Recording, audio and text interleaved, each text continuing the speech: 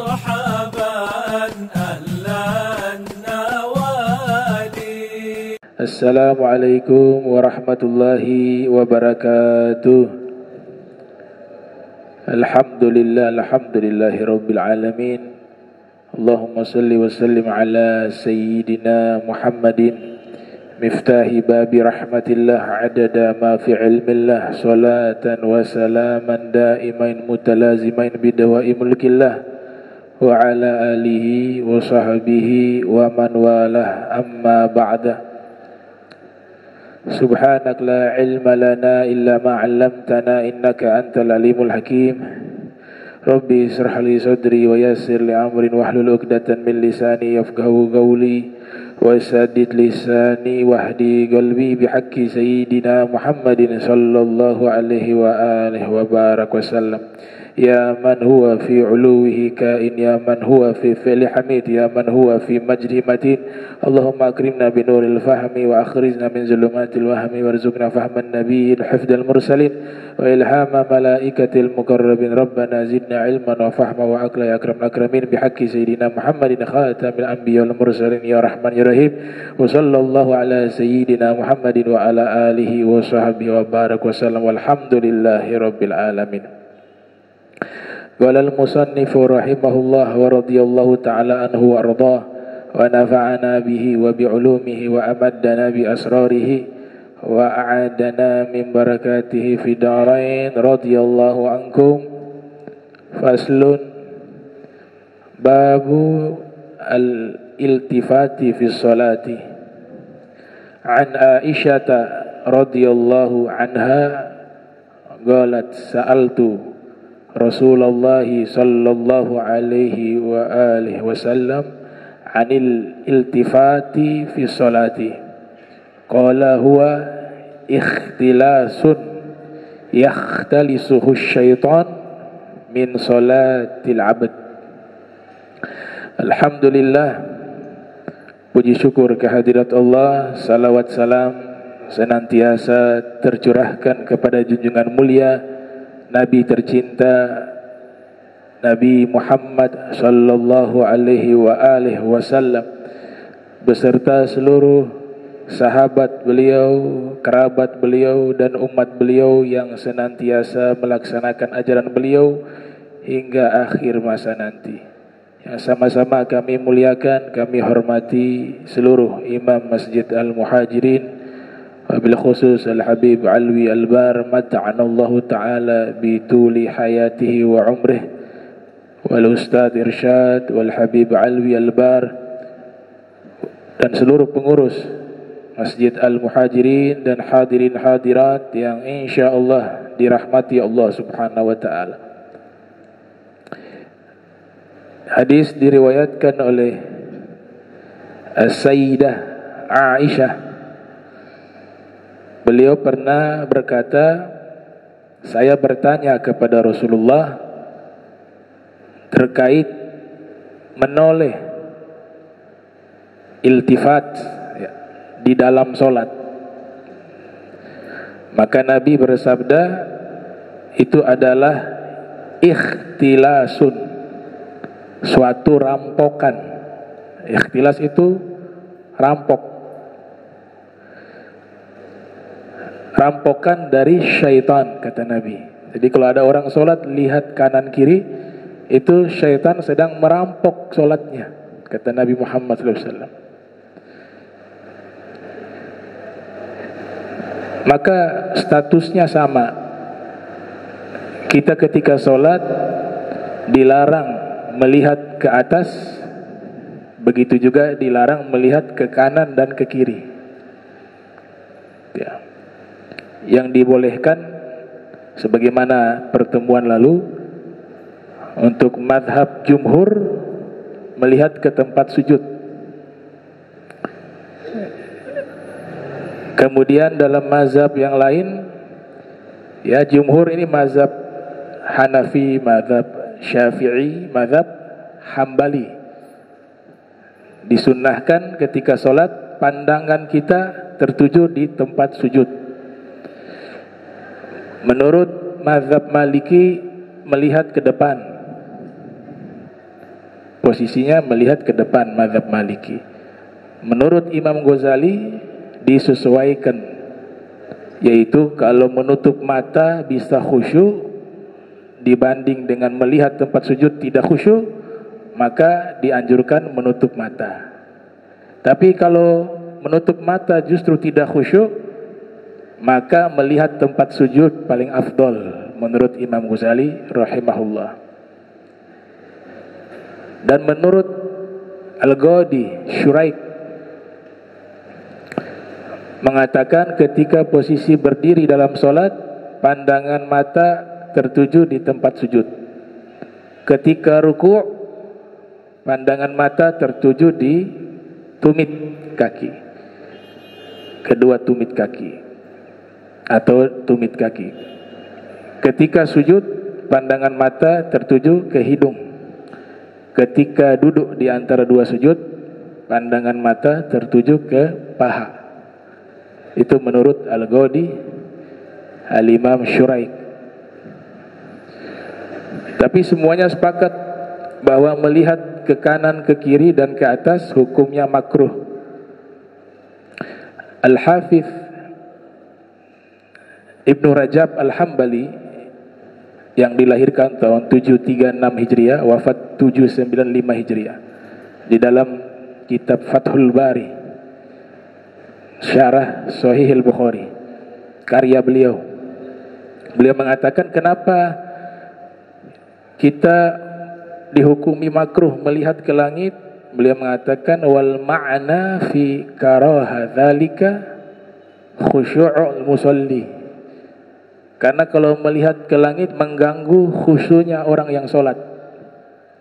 Cenderung khusyuk itu melihat ke bawah.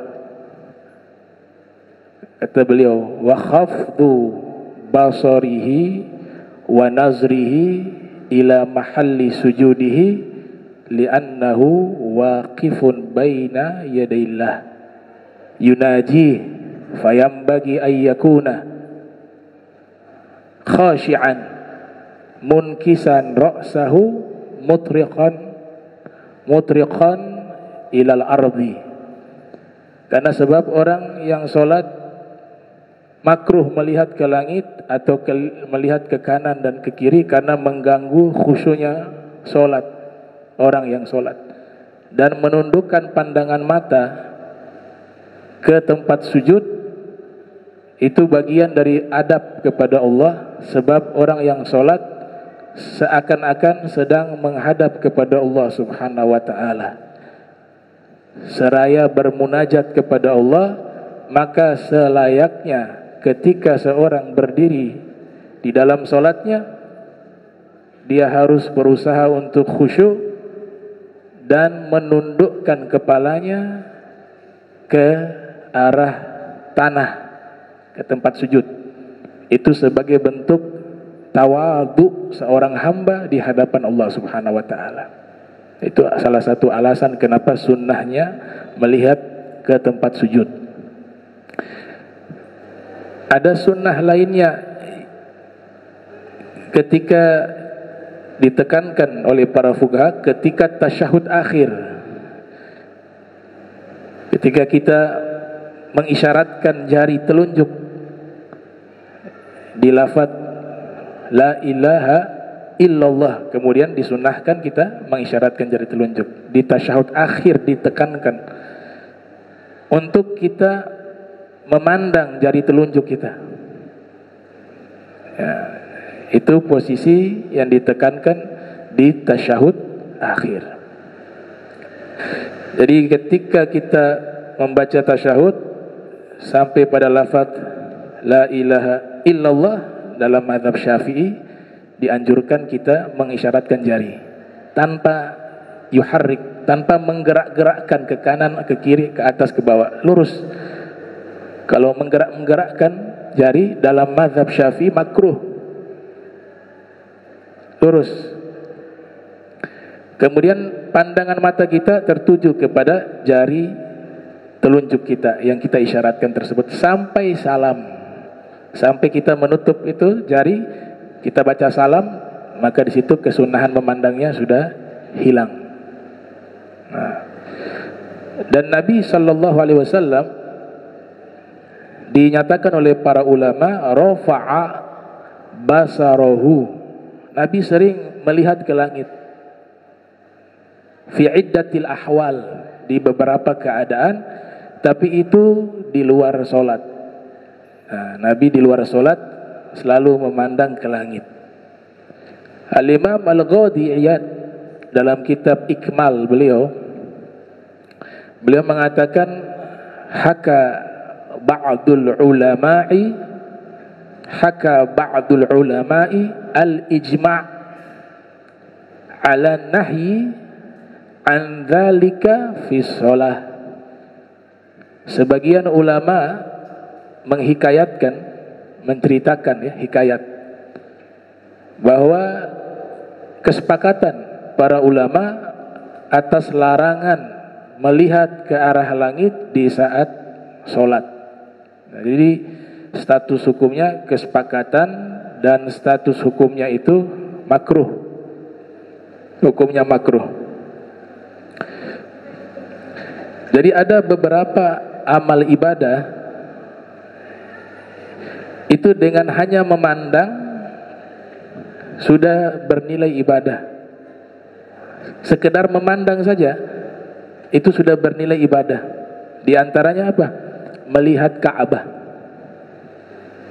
Kita sekedar hanya melihat Ka'bah sudah terhitung ibadah. Sebagaimana riwayat yang dinukilkan oleh Imam Al-Baihaqi yang lahir tahun 384 Hijriah, wafat 458 Hijriah, Rasulullah sallallahu alaihi wasallam bersabda, "An-nadhru ilal Ka'bah ibadah." Memandang ke arah Ka'bah ibadah. Ada juga riwayat memandang wajahnya Imam Ali ibadah. Memandang wajahnya Imam Ali ibadah. Sebagaimana hadis di dalam riwayat Al-Imamul Hakim yang lahir tahun 321 Hijriah, wafat 405 Hijriah, di dalam kitab Al-Mustadrak. Dan beliau mengatakan hadis ini derajatnya sahih. Nabi bersabda, "An-nadhru ila Ali ibadah." Memandang ke wajahnya Imam Ali ibadah. Sehingga Sayyidina Abu Bakar As-Siddiq radhiyallahu anhu pernah pada satu waktu tawaf, kan yatufu al-Ka'bah, ya, tawaf di Ka'bah, ya. Di saat itu juga fi nafsil waqt, di waktu yang sama juga Sayyidina Ali juga sedang tawaf.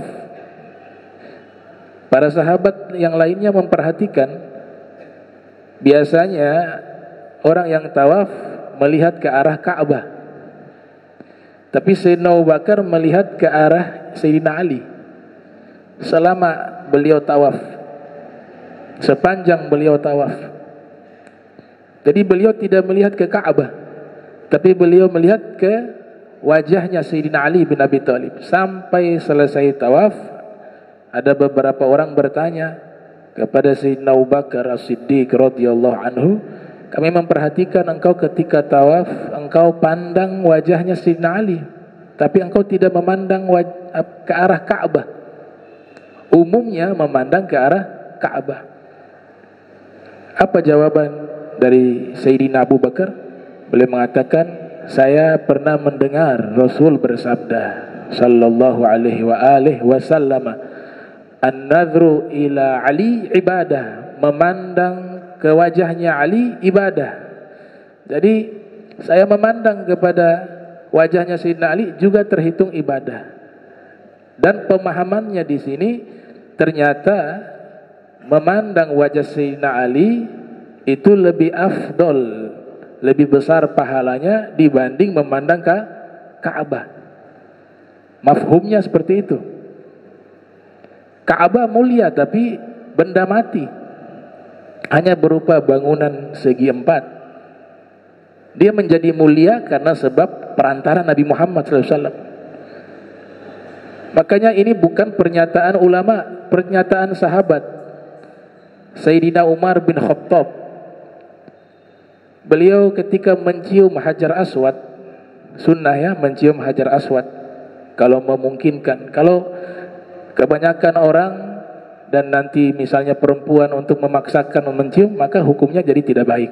Cukup dengan simbol memberikan salam dan ciuman, sunnah hukumnya memang. Tapi apa kata Sayyidina Umar ketika mencium Hajar Aswad? Ya Hajar, qad alimtu annaka hajarun. Wahai batu, kata Sayyidina Umar bin Khattab, saya tahu kamu ini hanya batu. La yadur wa la yanfa. Kamu tidak bisa memberikan mudarat, juga tidak bisa memberikan manfaat. Laula ra'aitu Rasulullah sallallahu alaihi wa alihi wasallam qabbalak ma qabbaltuka abada. Seandainya saya tidak pernah melihat Nabi menciummu, maka saya tidak akan menciummu selama-lamanya. Jadi bukan Hajar Aswad itu substansi dari kemuliaan, tidak, tapi karena melihat Nabi menciumnya, maka Hajar Aswad menjadi mulia. Nah, Sayyidina Abu Bakar memandang wajah Sayyidina Ali karena faham betul ilmu ini. Orang soleh, beliau orang soleh, beliau orang yang sudah mendapatkan pernyataan resmi dari Allah bahwa Allah dan Rasul mencintainya, dan beliau juga mencintai Allah dan Rasul. Tentu kemuliaannya lebih karena makhluk hidup. Kemudian di dalam hatinya ada mahabbah kepada Allah dan Rasul. Ka'bah gak punya itu. Ka'bah benda mati. Bukan kita menafikan kemuliaan Ka'bah, tidak. Tapi orang-orang yang dekat dengan Allah, derajat mereka lebih tinggi daripada Ka'bah. Derajat mereka lebih tinggi daripada Ka'bah. Yang mengatakan Ibnu Umar, sahabat, mengatakan bahwa seorang muslim di sisi Allah lebih mulia dari segala sesuatu yang ada di muka bumi ini, termasuk Ka'bah. Itu kalau statusnya dia seorang muslim yang memang dekat dengan Allah Subhanahu wa taala. Hadis tentang memandang wajah Sayyidina Ali adalah ibadah, banyak yang mengingkari hadis ini. Bahkan sebagian orang berani mengatakan hadis ini hadis palsu, maudhu'. Maka salah satu ulama ahli hadis yang ada di Maghrib bernama As-Sayyid Abdul Aziz Al-Gummari, beliau membuat penelitian khusus terkait sanad hadis tersebut, dan kesimpulannya beliau mengatakan status hadis tersebut adalah sahih. Beliau tuangkan dalam kitab berjudul Al-Ifadah bi Turukil Hadis An-Nadhri ila Ali Ibadah. Kitab itu secara khusus membahas tentang hadis tersebut, baik dari sisi sanadnya dan matannya. Dan kesimpulannya, kata beliau, derajat hadis tersebut sahih.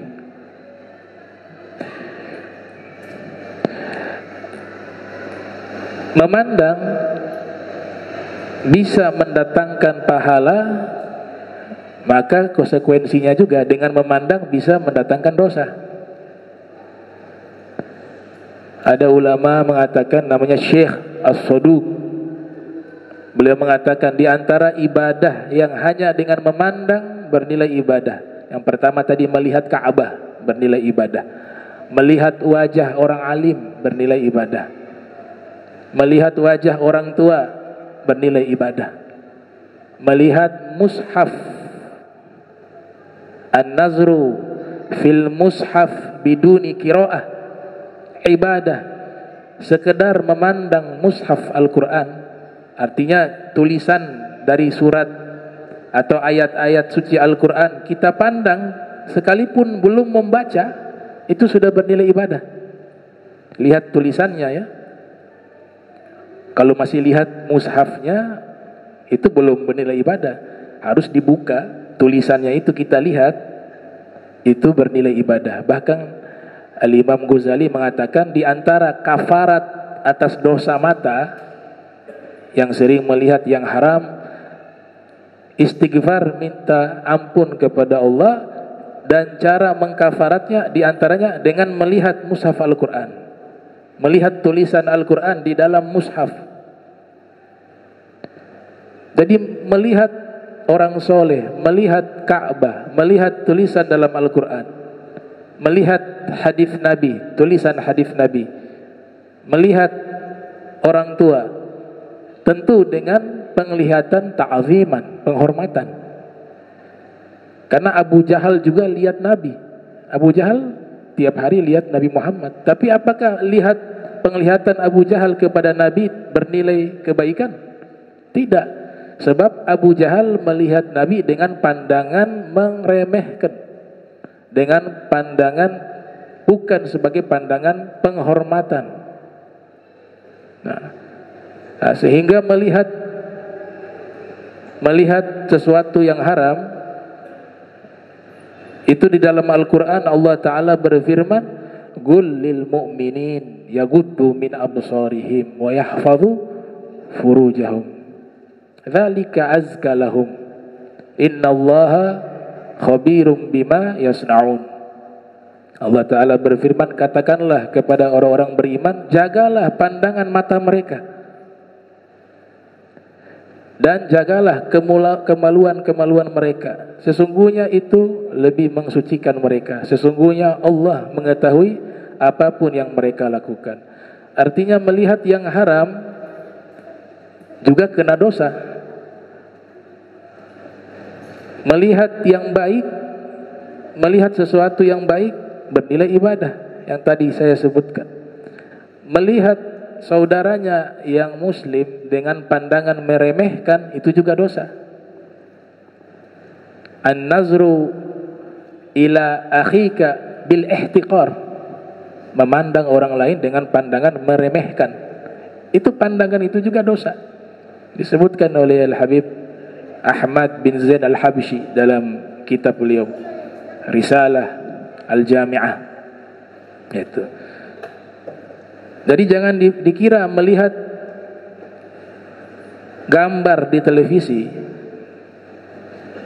di situ ada perempuan yang bukan mahram membuka aurat, selama kita nonton 1 jam itu, ya selama itu terhitung dosa mata.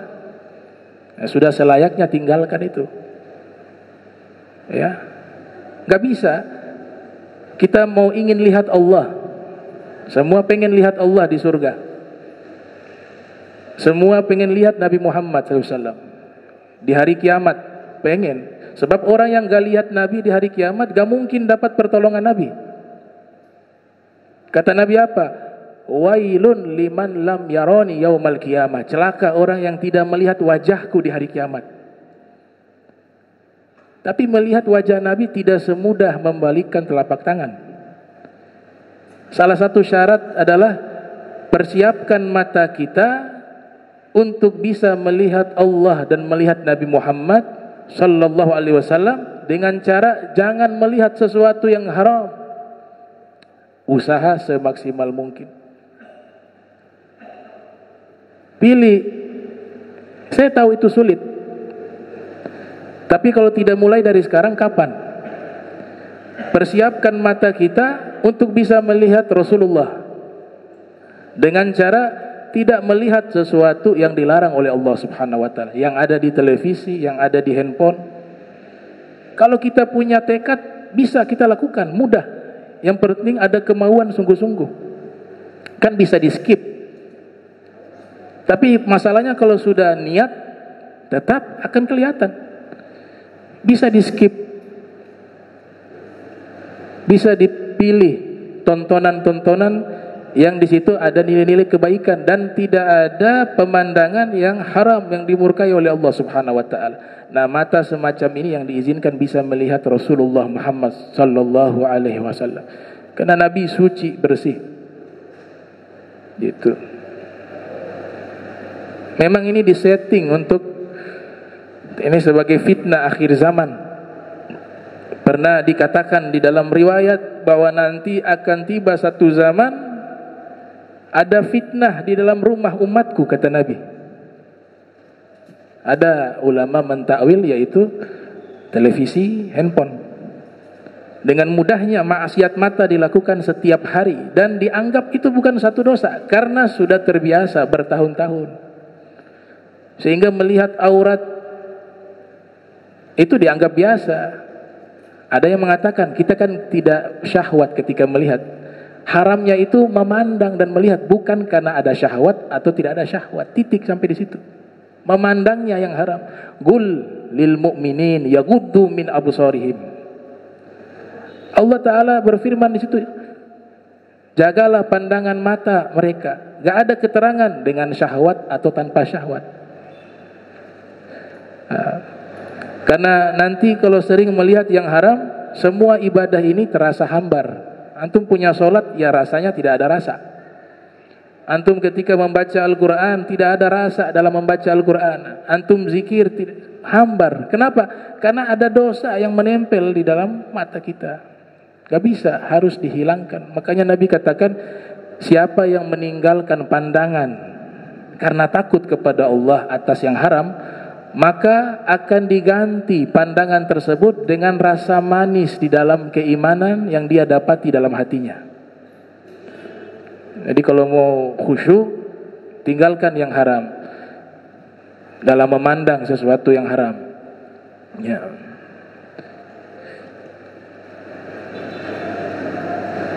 Di zaman Nabi SAW, beruntung mereka bisa menatap secara langsung wajah Rasul Sallallahu Alaihi Wasallam.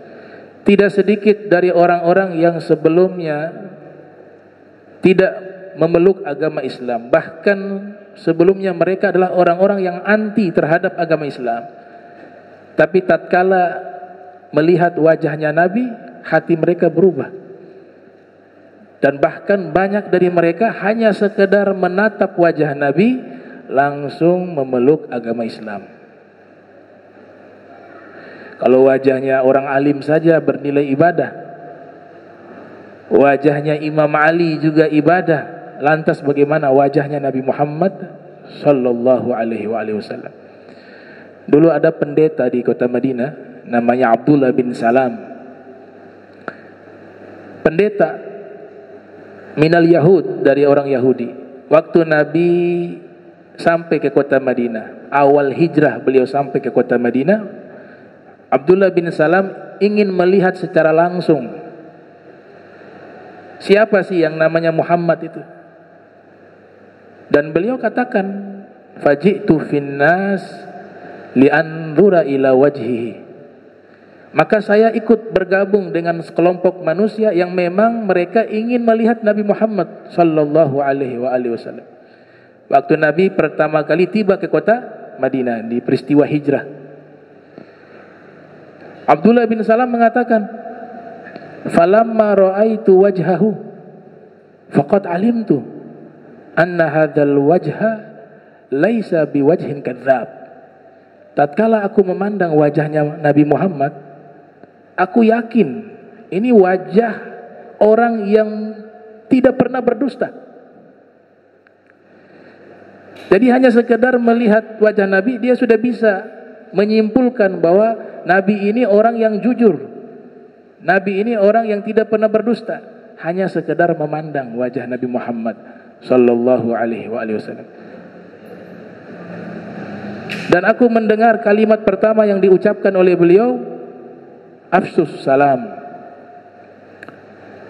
wa at'imu ta'am wasilul arham wasallu bil-lail wa nas niyam tadkhulul jannata bisalam. Kata Abdullah bin Salam, pertama kali saya dengar sabda yang keluar dari lisan Nabi, Nabi mengatakan, sebarkanlah salam, berikanlah makan, sambunglah silaturahmi, dan sholatlah di tengah malam di saat semua manusia tidur, niscaya kamu akan masuk surga dalam keadaan selamat. Setelah itu masuk Islam, menyatakan keislaman di hadapan Nabi, hanya sekedar memandang wajah Nabi. Ini wajah luar biasa. Ada penyair namanya Hasan bin Thabit. Kronologis masuk Islamnya beliau, di saat Nabi tiba di kota Madinah, ada musuh-musuhnya Nabi memberikan uang kepada Hasan bin Thabit dengan tujuan Hasan bin Thabit melihat Nabi, setelah itu membuat syair yang menyerang Nabi Muhammad, yang bertujuan merendahkan Nabi Muhammad. Kata Hasan bin Thabit, saya harus lihat orangnya dulu. Kalau sudah saya lihat orangnya, muncul inspirasi, saya lihat kekurangannya di mana, maka saya akan mengubah syair dengan tujuan untuk merendahkan Muhammad. Kata dia begitu. Jadi sebelumnya belum pernah bertemu dengan Nabi. Maka tatkala dapat informasi Nabi akan lewat di satu tempat, Hasan bin Thabit sudah berada di tempat tersebut, ingin melihat figur Muhammad ini seperti apa. Kata dia seperti itu. Waktu Nabi lewat, ada orang-orang mengatakan itu Nabi Muhammad. Dia lihat wajah Nabi Muhammad sallallahu alaihi wasallam. Dia lihat dari ujung rambut, ujung kaki, gak ada kekurangan. Kalau secara fisik gak ada kekurangan, akhlak tidak ada kekurangan. Akhirnya dia kembali menemui kaum tersebut yang sudah membayarnya untuk mengubah syair merendahkan Nabi Muhammad. Ketemu orang-orang tersebut, dia kembalikan, ini uang kalian, saya kembalikan. Saya ingin menyatakan keislaman saat ini juga. Saya ingin bertemu dengan Nabi Muhammad dan saya ingin menyatakan keislaman. Kata orang-orang ini, musuh-musuh Nabi ini, mereka mengatakan, kami membayar kamu untuk mencela dia. Kok bisa sekarang berubah engkau masuk Islam? Kami bayar kamu bukan untuk ini.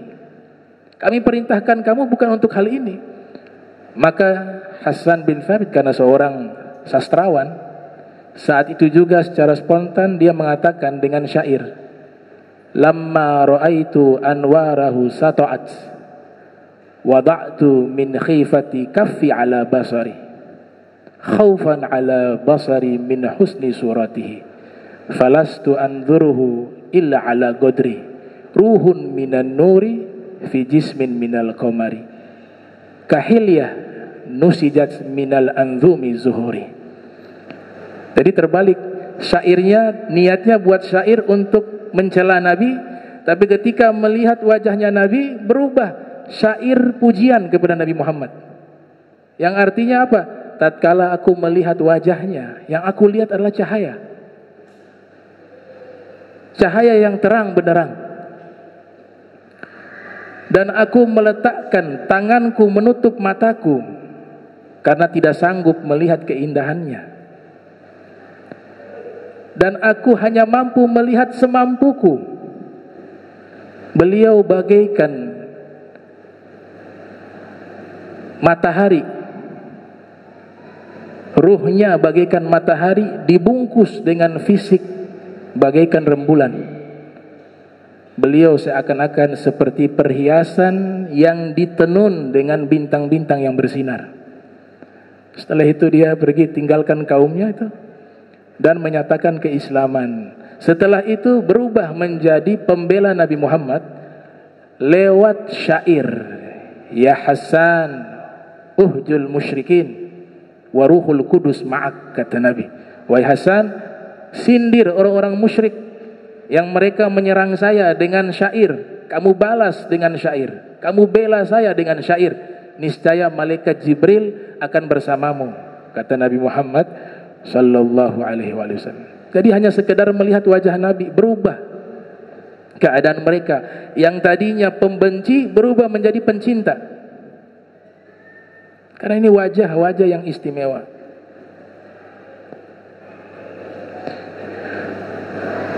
Begitu juga Rasulullah sudah wafat. Tapi ada ibadah memandang wajah para ulama, kaum solihin, itu juga bernilai ibadah. Tentu dengan pandangan husnuzon, dengan pandangan memuliakan, dengan pandangan cinta, al-mahabbah. Termasuk istimewanya majlis ilmu, itu ada hadis diriwayatkan oleh Imam As-Suyuti di dalam kitab Lubabul Hadis, yang lahir 849 Hijriah, wafat 911 Hijriah. Nabi pernah mengatakan kepada Ibnu Mas'ud, "Ya Ibnu Mas'ud, julusuka sa'atan fi majlisil ilmi la tamassu qalama wa la taktubu harfa khairun laka min itqi alfi raqabah.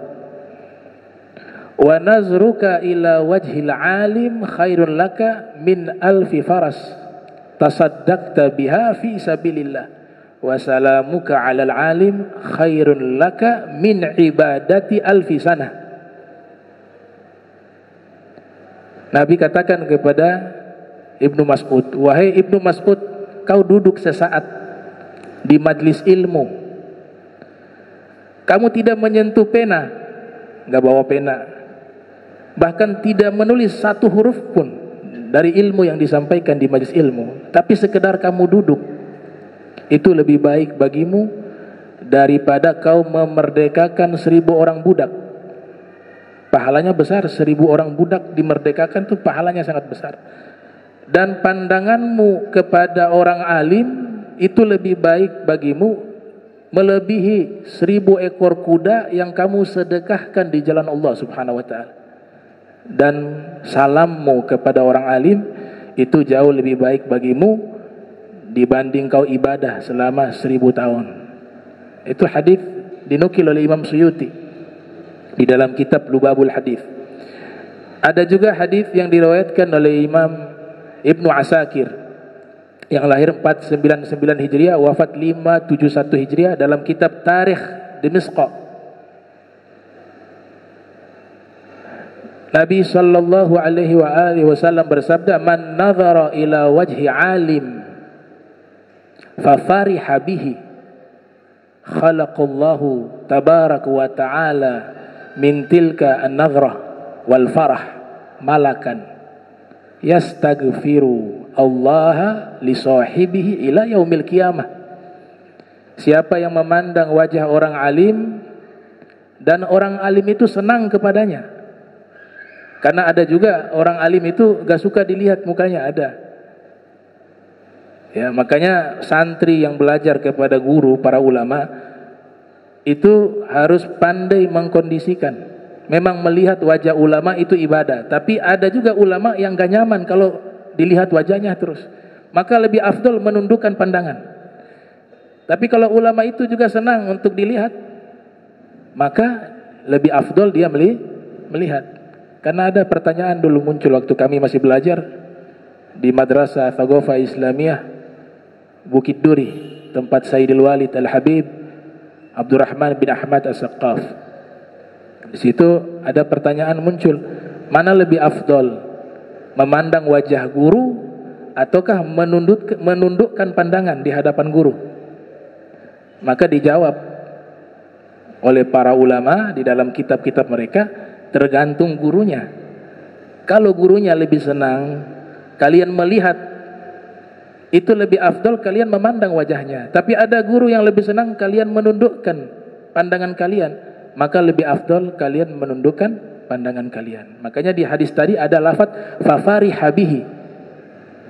Siapa yang memandang wajah orang alim, lalu ulama itu, orang alim itu senang dengan pandangan tersebut, dengan perlakuan tersebut, maka Allah Subhanahu wa ta'ala akan ciptakan dari pandangan tersebut dan rasa bahagia itu satu malaikat khusus yang beristighfar kepada Allah bagi orang tersebut yang memandang wajah orang alim. Dan malaikat itu istighfar sampai hari kiamat. Ini namanya bab at-targhib. Kalau targhib itu status hadisnya tidak terlalu ketat, selama itu satu perbuatan baik, sehingga hadis dhaif sekalipun bisa digunakan untuk motivasi amal soleh dan meninggalkan dosa, namanya tarhib, nggak ada masalah itu. Karena hadis semacam ini biasanya statusnya diperdebatkan, apakah sahih, hasan atau dhaif. Kebanyakan juga mengatakan dhaif. Tapi untuk bab amal, targhibul amal, maka hal itu dibenarkan. Bahkan hadis hukum juga banyak hadis dhaif. Jadi pernyataan mengatakan bahwa hukum syariat harus dengan hadis sahih dan hadis hasan, ternyata terbantahkan juga. Ternyata banyak hukum syariat juga mengambil dari hadis dhaif. Bahkan dijadikan kitab khusus tentang masalah tersebut.